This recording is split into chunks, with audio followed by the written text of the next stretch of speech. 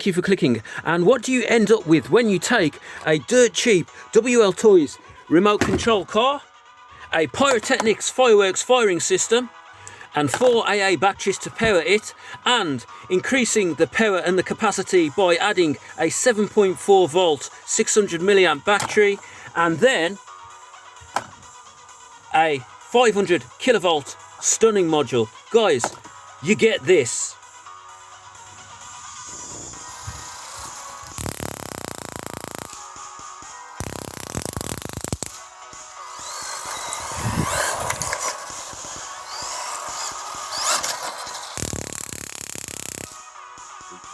As you can see there from the video, when you concoct all this stuff together and get it working in sync, you end up with a 45-mile-an-hour stun car that can chase victims down and stun them just by touching them, and much more. Now, the next step for this project was to add explosives, and I actually filmed a load of videos showing you how you do it and how you assemble this basic package here, the stun car. But the problem was those snowflakes at YouTube had me take my videos down. This was over a year ago now, when I said I was going to stick a load of fireworks on this and set them off, etc. But what I had to do was I had to break this down and put it in storage. But in this video, we're going to build it back up, and we're going to build it back up bigger, stronger and faster. But guys, I had to break it up for storage because there's nowhere to put anything in here because of all my man toys. So guys, let's get on with the project, and the first step is to establish exactly where we're going to fit our firing box. So on this RC car model, which is the A959B, dirt cheap, these things are amazing value for money. One of these pyro firing boxes will fit long ways across the width of the car. Now, I have got one of these that I used from the previous project, and let me show you exactly how I modified this box to generate more power, so it delivers more power to our stun gun. Okay guys, so here we have a modified receiver unit that, as you can see, there has a 7.4 600 milliamp battery stuck to the side of it. Now, these boxes in standard trim run off 4 AA batteries, as you can see here. And what I've done here is I've just literally used 3 dirt cheap pound shop AA batteries that contain no power whatsoever. They're totally dead.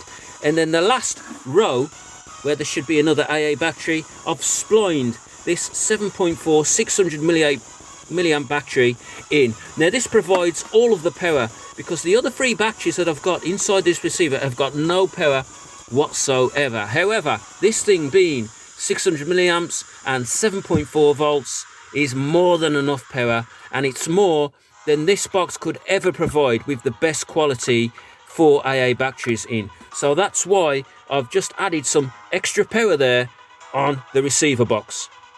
And the good thing about this is you can see this charging lead here. I can just plug it in to the standard WL Toys charger that comes with the remote control car and charge it up and use this over and over again all day.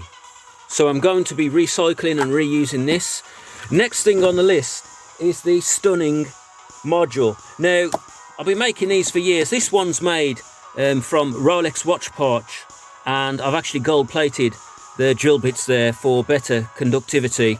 And this one is a 400 kilovolt working unit, and you can get these off eBay separately. They're about £3. Here's another version of it here. This is a 500 kilovolt in terms of stunning power, and I have tested these, and they come out with the nominal testers at just under 500 kilovolts. So just to give you an example of how powerful this is, police stun guns, they typically are about 400 kilovolts, okay, and they'll take a man down, okay. So this thing is 100 over or thereabouts. So this is going to be fitted and situated right there on the front. I'm just going to really quickly put this together and then come back and show you it. Hey guys, so I've got my receiver on top of the RC car. This is just a rough build, okay, a quick bodge up, because I'm not going to take hours and hours building something that looks amazing and is an engineering feat. You're going to take my videos down. I've done that before. So what we're doing here is just a rough bodge up, and build.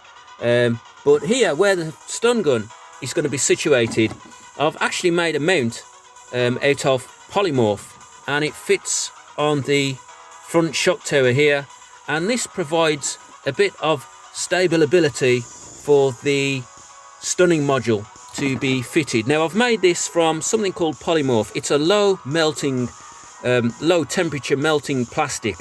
You heat it up in the microwave or put it in boiling water, and it stays soft for about a minute, and you can play with it and mold it to whatever you want. In this case, I've molded it to the front, and then it goes rock hard.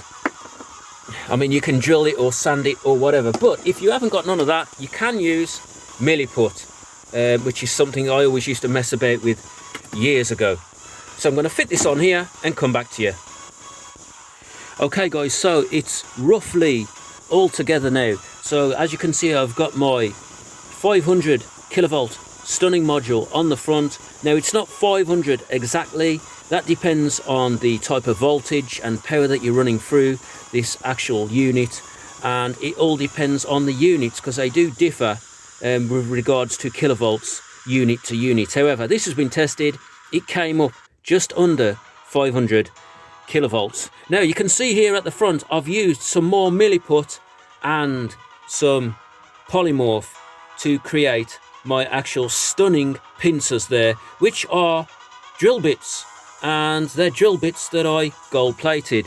And what I'm going to do now is I'm just going to turn this receiver on there, and you can see that we're only using channel 2 at the moment. The other channels will be for other videos, people. But let's just try this here. I've got my control here just to hand like this, so I can operate the car as normal. And if I want to activate the stunning module when I'm driving, there it is, guys. And you really wouldn't want that thing to touch you, would you?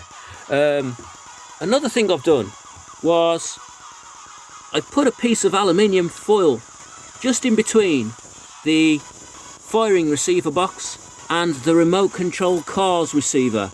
And really this is just to separate both signals, because I've got two different signals from two different operating controls. But you can operate them at the same time, as you saw in the video footage, and this just helps to separate the actual signals and the difference between 433 MHz and the car's signal. So we're pretty much all good to go. Let's get some footage of this outside in action. Okay guys, 500 kilovolts stun car test. Let's go.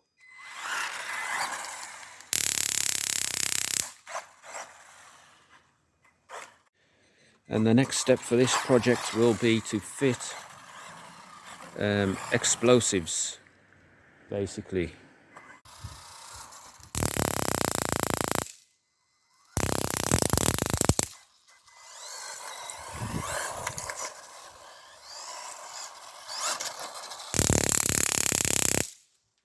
Snowflakes at YouTube, you know, you've only got to scratch your ass these days, and they're complaining. So